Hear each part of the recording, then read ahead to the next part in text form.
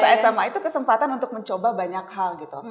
Dan itu tidak akan menjadi ukuran apa yang kita lakukan di SMA. Kalau malu gitu ya, itu nggak akan jadi ukuran kok bahwa nanti kedepannya akan seperti ini. Malah justru kesempatan untuk mencoba banyak hal itu di usia muda, terutama di SMA. Dan sekarang itu era digital kan memungkinkan kita untuk belajar dan melakukan banyak hal remotely gitu. Cuplikan video tersebut merupakan contoh eksposisi.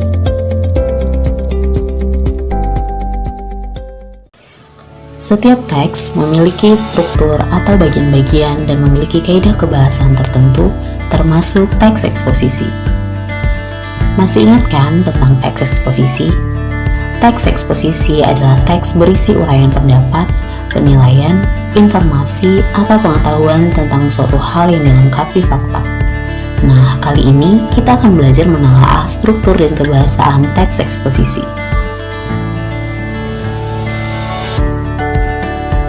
Sebelum mengenali struktur atau bagian-bagiannya, coba kita perhatikan contoh teks eksposisi berikut.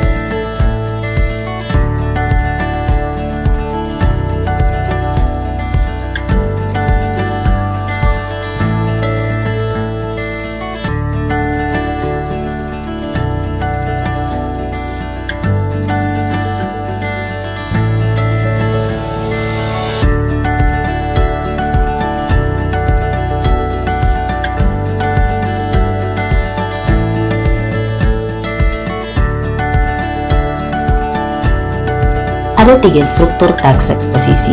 Pertama, tesis atau pernyataan pendapat, yaitu pengenalan isu atau masalah ataupun pandangan penulis secara umum tentang topik yang akan dibahasnya. Bagian ini berada pada bagian awal teks. Yang kedua, rangkaian argumen, yaitu berupa pendapat-pendapat penulis sebagai penjelasan atas tesis yang dikemukakan sebelumnya. Pada bagian ini dikemukakan pula sejumlah fakta yang memperkuat argumen-argumen penulis. Struktur yang ketiga, penegasan ulang. Bagian ini berada pada paragraf akhir sehingga disebut juga sebagai penutup atau simpulan karena berisi perumusan kembali secara ringkas dari apa yang telah dipaparkan sebelumnya.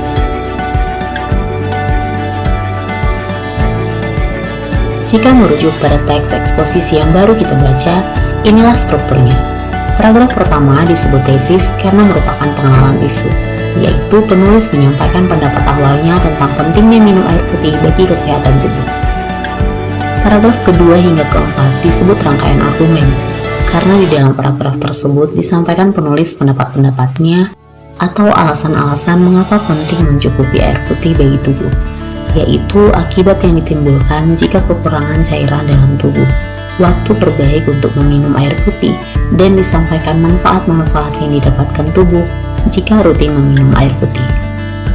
Paragraf kelima disebut penegasan ulang, karena penulis menyampaikan kembali pendapat awalnya berupa saran agar menyediakan air minum ketika bepergian untuk mencegah kekurangan cairan dalam tubuh.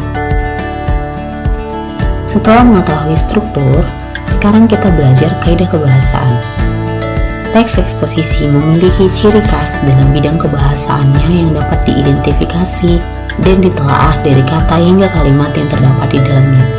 Ada 6 kebahasaan teks eksposisi. Yang pertama, menggunakan kata-kata teknis atau peristilahan yang berkenaan dengan topik yang dibahas, atau kata yang digunakan dalam bidang tertentu. Kata teknis berfungsi untuk membuat penjelasan dalam bidang tertentu menjadi ringkas dan tidak ambigu. Dalam teks eksposisi, tujuannya untuk menunjukkan fokus yang dibahas sesuai topik yang dibicarakan di awal. Contohnya dapat kita lihat dari teks eksposisi yang sudah kita baca sebelumnya. Kebahasan yang kedua menggunakan konjungsi kausalitas atau yang menyatakan sebab akibat. Hal ini bertujuan untuk menguatkan argumen penulis terhadap topik yang dibahas. Misalnya penggunaan kata jika, sebab, karena, dengan demikian, akibatnya, oleh karena itu, dan sebagainya. Sesuai dengan teks eksposisi yang sudah kita baca sebelumnya, konjungsi kausalitas yang terdapat dalam teks tersebut yaitu kata-kata yang ditandai merah dalam teks berikut. Kebahasan yang ketiga menggunakan kata-kata yang menyatakan hubungan kronologis atau keterangan waktu, dan kata-kata yang menyatakan perbandingan, seperti sebelum itu, kemudian, pada akhirnya, sebaliknya, berbeda halnya, namun, dan sebagainya. Kebahasan yang keempat menggunakan kata kerja mental, yaitu jenis kata kerja yang mengungkapkan reaksi atau hubungan seseorang terhadap suatu tindakan, keberadaan, atau pengalaman. Jenis verba ini disebut juga dengan verba tingkah laku, yaitu sebuah kata kerja yang menggambarkan suatu tindakan, proses, atau situasi tertentu, seperti yang terdapat dalam teks berikut.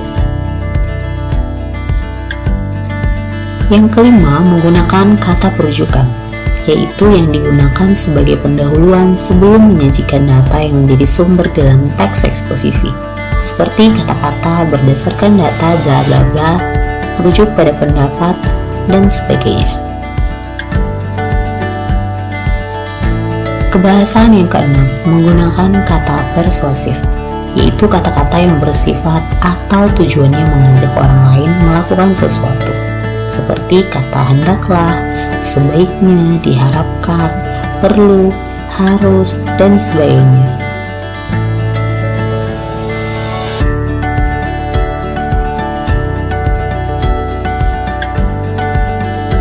Bagaimana? Sudah paham tentang struktur dan kebahasan teks eksposisi? Nah, agar kamu dapat mengingat dan lebih paham tentang apa yang kita pelajari hari ini, sekarang coba latihan menelaah struktur dan kebahasan teks eksposisi berikut. Bacalah teks eksposisi berikut.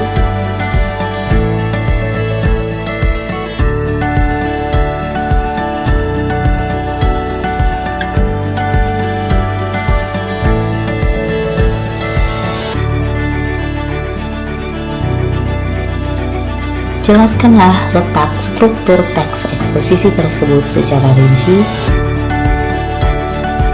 Kemudian, tulislah kutipan kalimat dari teks tersebut yang termasuk ciri kebahasan teks eksposisi.